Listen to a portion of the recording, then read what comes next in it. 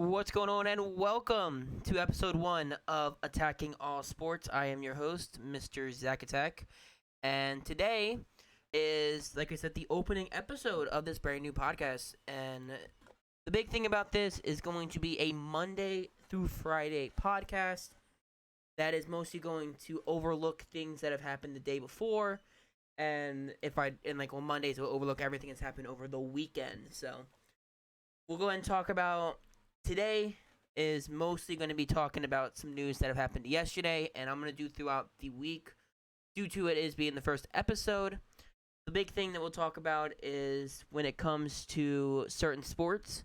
The NFL, we have to talk about what happened last night, late last night, and then the upcoming week. NBA, we talk about some big shots that happened yesterday and some other things that have happened. College football, of course, National Signing Day was yesterday, and the bowl games do start tomorrow on Friday. College basketball, we'll talk about yesterday's games. We'll talk about this past week. We'll talk about college basketball on a whole to start off, and talk about the previews of Thursday's games in all sports. And then at the end, I'll give you a hot take to go with for any of the sports at the end of the podcast. And then tomorrow, we'll start out the podcast with talking about that hot take and let me know how it goes. And then we'll go ahead and give a short little recap of the best moments of this past news. So let's get into the action. We'll start out with college basketball since that's going to take the least amount of time, and we can get that out of the way quickly.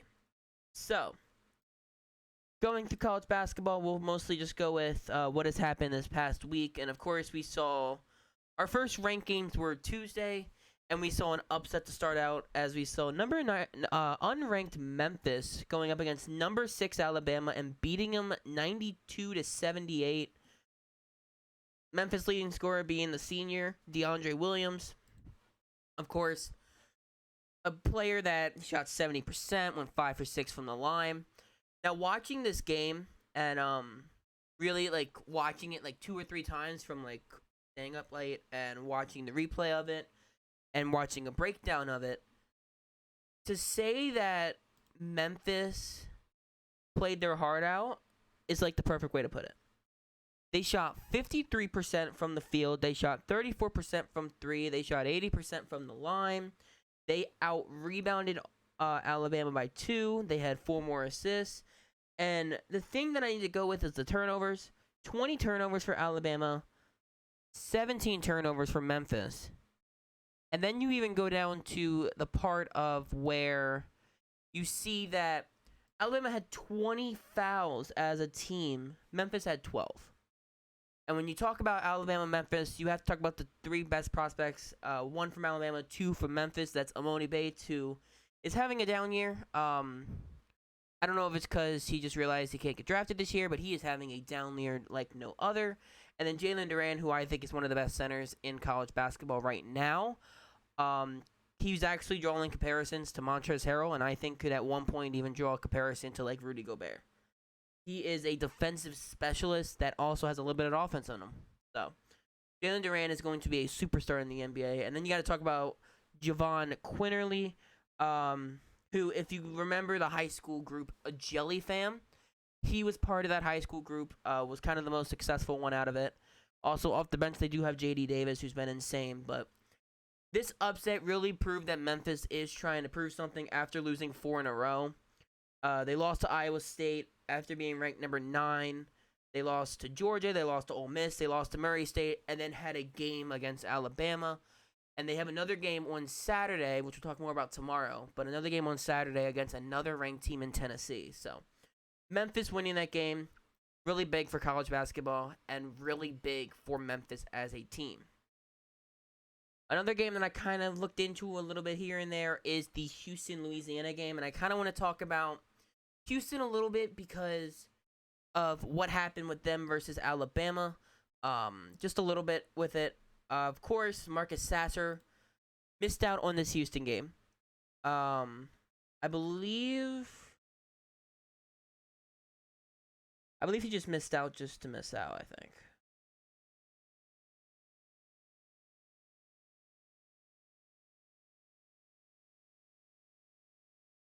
I don't remember. But he did not play in that game, and Houston still came out and got out with the dub.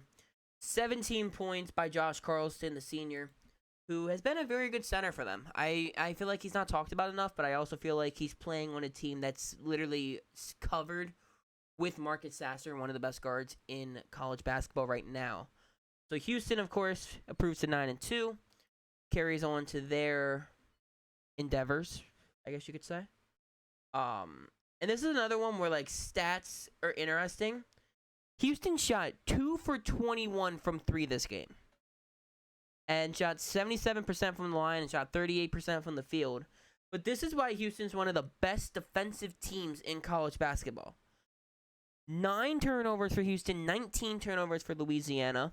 Had 5 more blocks for Houston with the score of 8-3, and had 5 more steals, and then 1 more block with the score of 7-6. So Houston is one of the best defensive teams in college basketball. I feel like they're also not talked about enough with college basketball when it comes to their defense.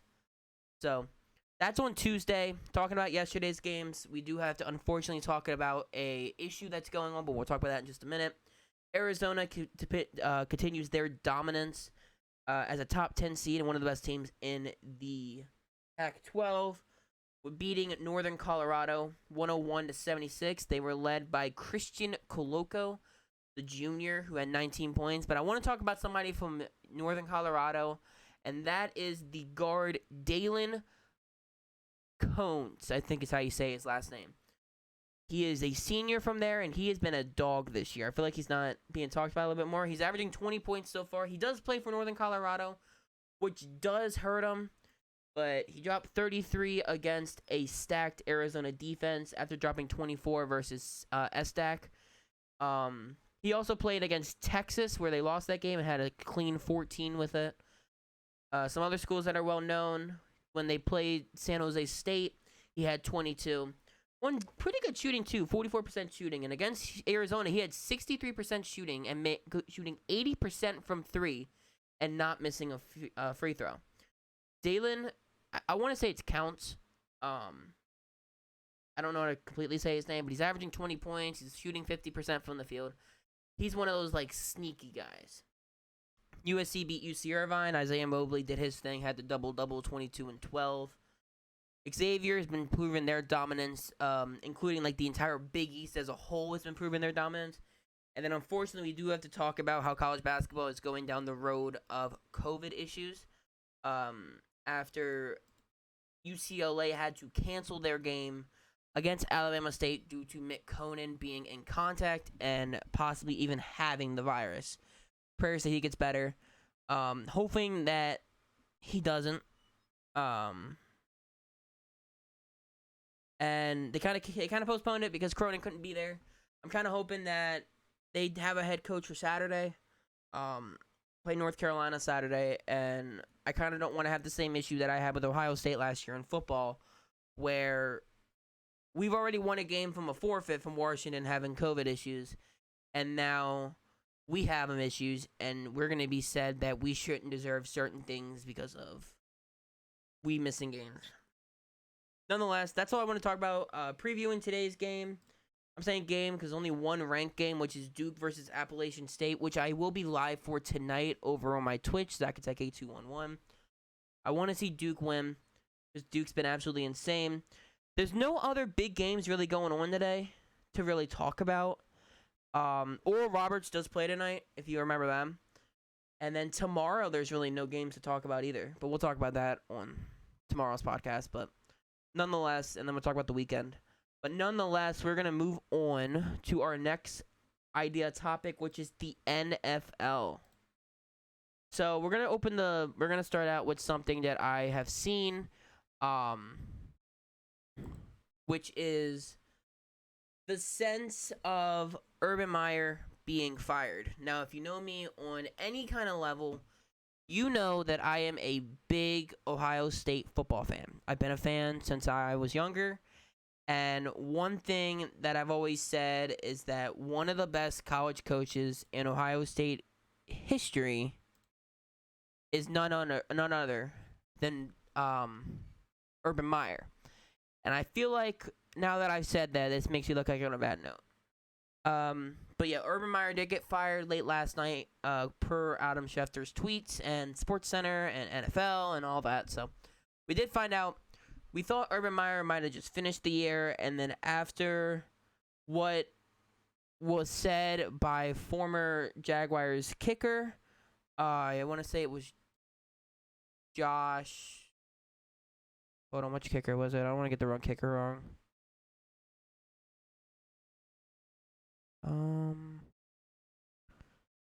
Which kicker was it?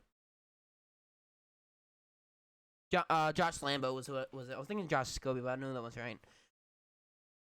Josh Lambo came out and said that Urban Meyer kicked him during warm-ups. To break down some other things he said, he hired Chris Doyle as the team's director of sports performance. And this is from a photo that I saw in a Discord server that I'm in. So a lot of these are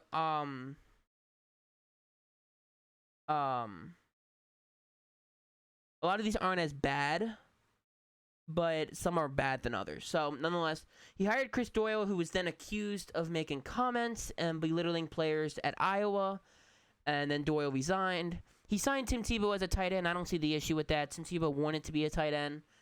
He drafted a running back in the first round despite having James Robinson once again. You got to get your depth. Travis Etienne is a star in the making. Was openly admitting to that they wanted Kadarius Toney instead of Travis Etienne. Once again, I don't see the issue in that. You want to say who you want, and it's how it been. Now, the one that I kind of have an issue with is he told reporters that they cut players due to their vaccine status. I don't want to get too political on this podcast because this is a sports podcast, not a politics podcast. If you want that, go watch CNN or something.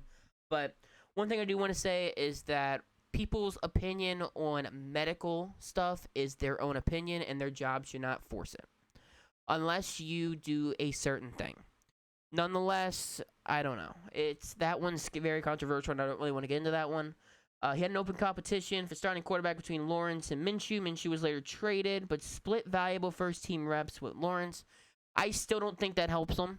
I've heard people say that if Lawrence had those first-team reps, that they get better.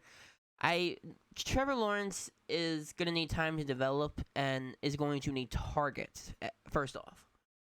He didn't travel with them to Cincinnati, and then that if you remember the viral video that got around, that's when people first started having issues with him. He called coaches losers.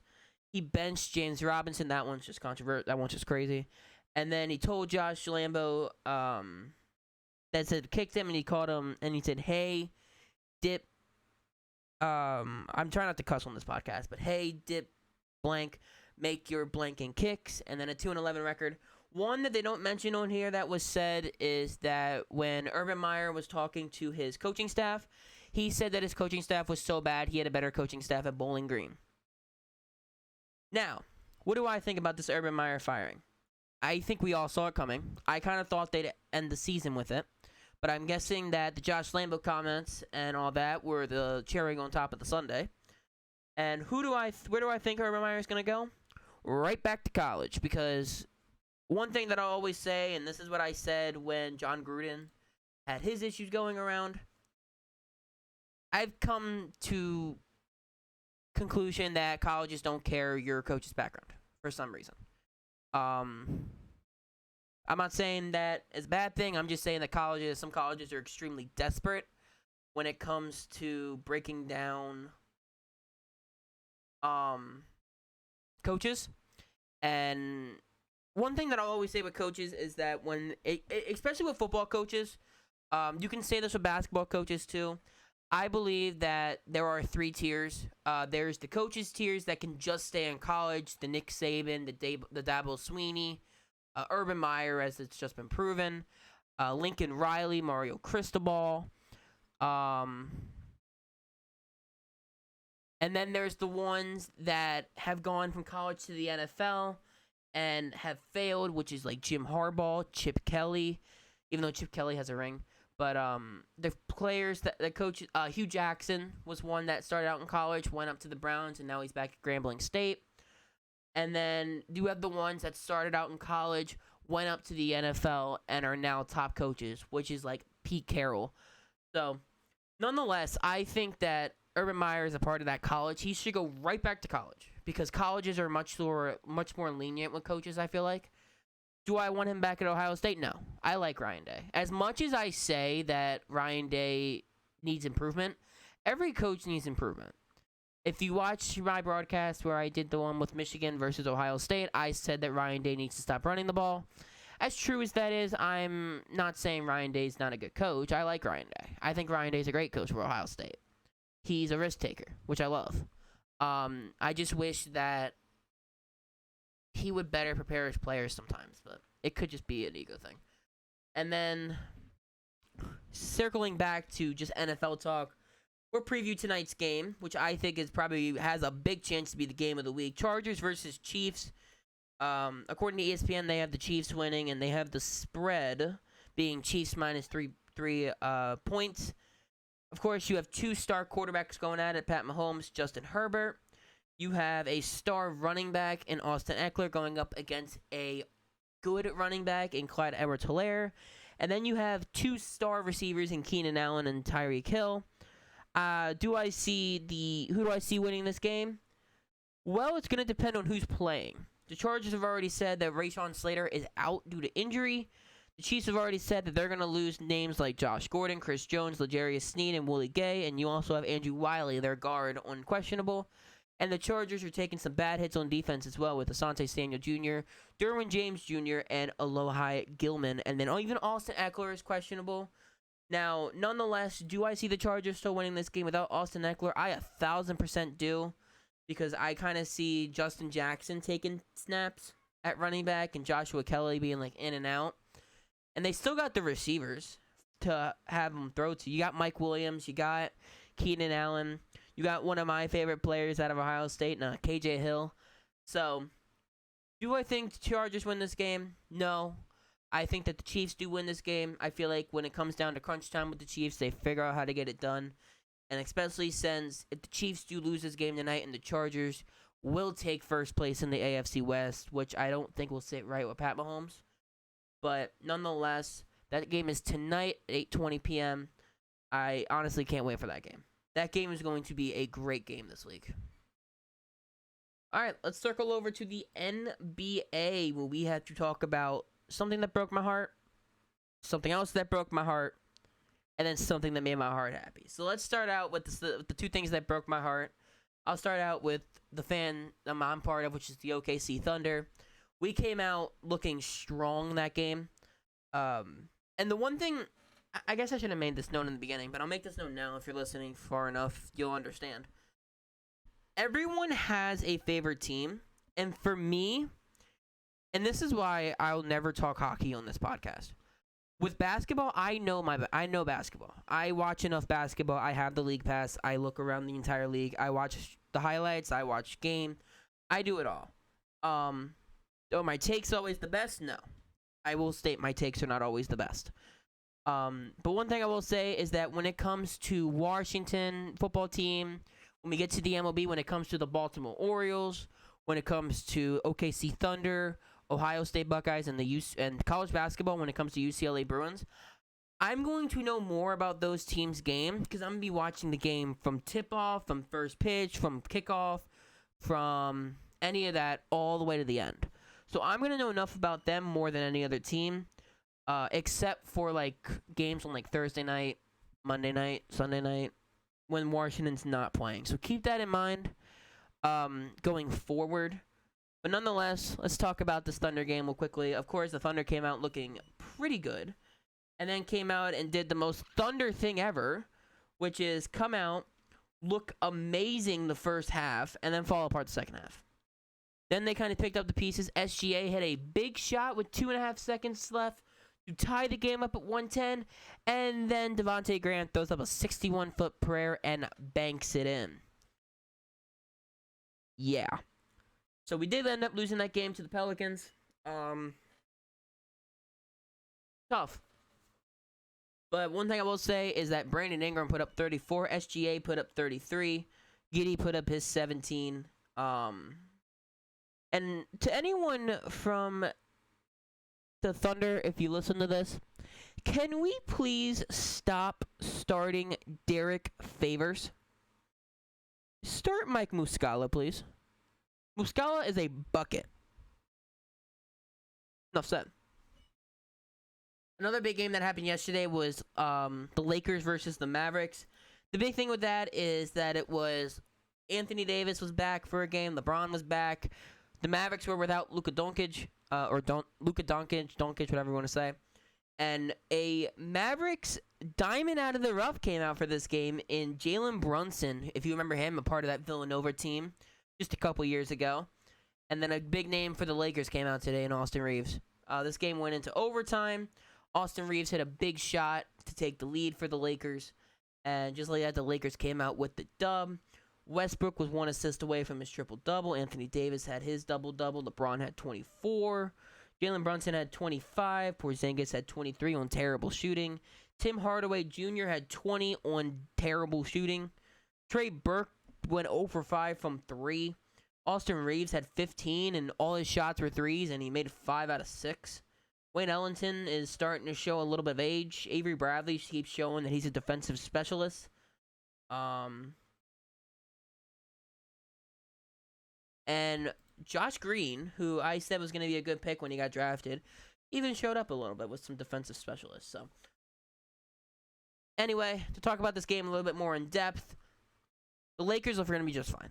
I know everyone freaks out about the Lakers because Westbrook started out slow. Westbrook does that sometimes. He did it a lot with the Thunder. He starts out slow and then picks it up.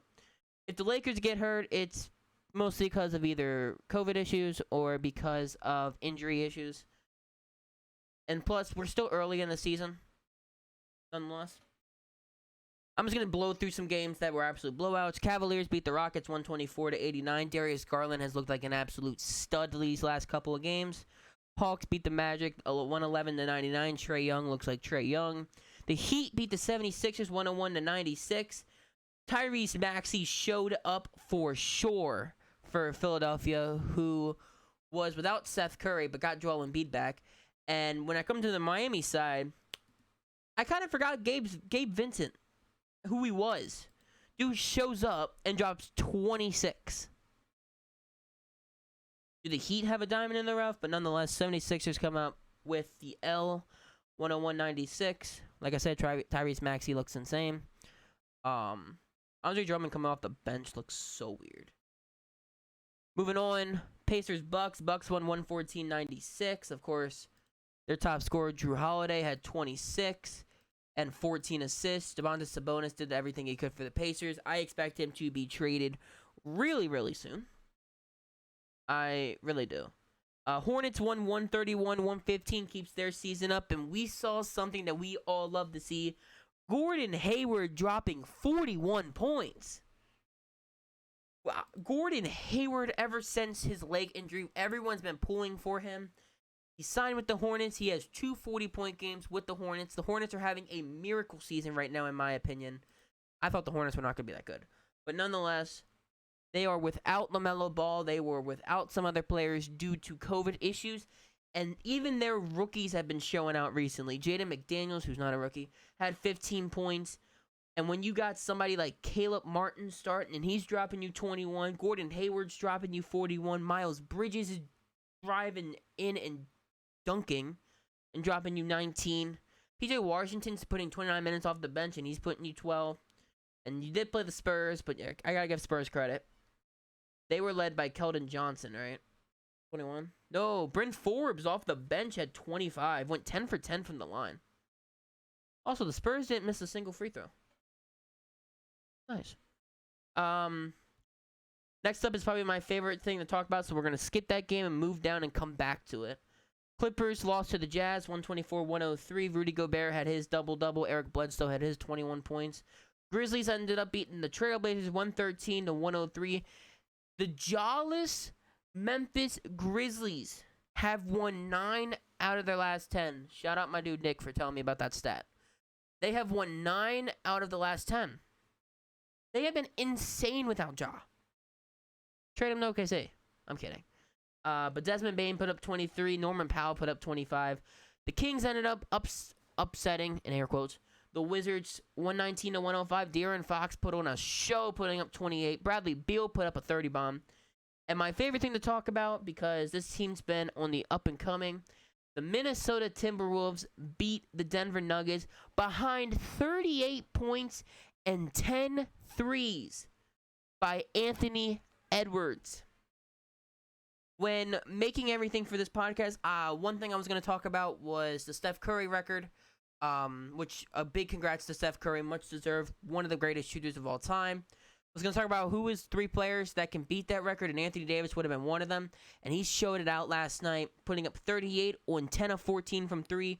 Towns put up 32. Towns put up 32. This is the one issue I have with playing. Okay, anyway. Nonetheless, Patrick Beverley put up 11 and had 8 assists. Towns also had 3 steals. Is it Jalen McDaniels? Or is this Jaden? All right, so the other one's Jalen. But Jaden McDaniels had 3 steals. The Timberwolves team has just looked insane. They got Jared Vanderbilt starting, which isn't bad for Jared Vanderbilt's a bucket. Jokic still had his 27, 10, and 11. He still had his triple-double. He's still balling out, showing what the MVP is supposed to be like.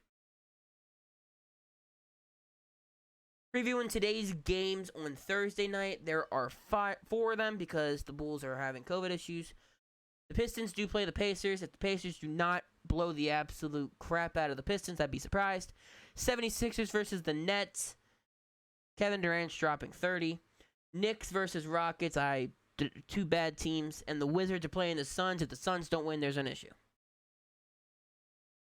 Move on to the next thing we'll talk about, which is the CFB. And we're actually going to, so this is our last topic to talk about sports-wise. MLB's in lockout. I don't do NHL because I don't know enough. So we'll talk about the CFB. And this is going to take up the most amount of time, because yesterday was National Signing Day, and we saw some things. So the first thing we'll talk about is, where did top recruits go? So just to name a few top recruits that signed on National Signing Day, I'm going to try to keep it to 4 stars or higher. Julian Armella, who is the 126th national player in the class of 2022, interior offensive lineman. He committed to Florida State. He is someone that is very highly rated in the offensive lineman category. It seems like that's all it will let me do.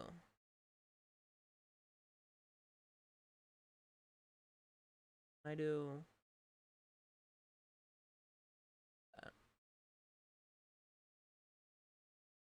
I just want to talk about a couple things when it comes to the college football state of this episode.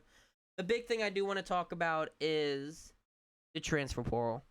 The transfer portal has been insane this year. We saw people like Spencer Rattler go to South Carolina.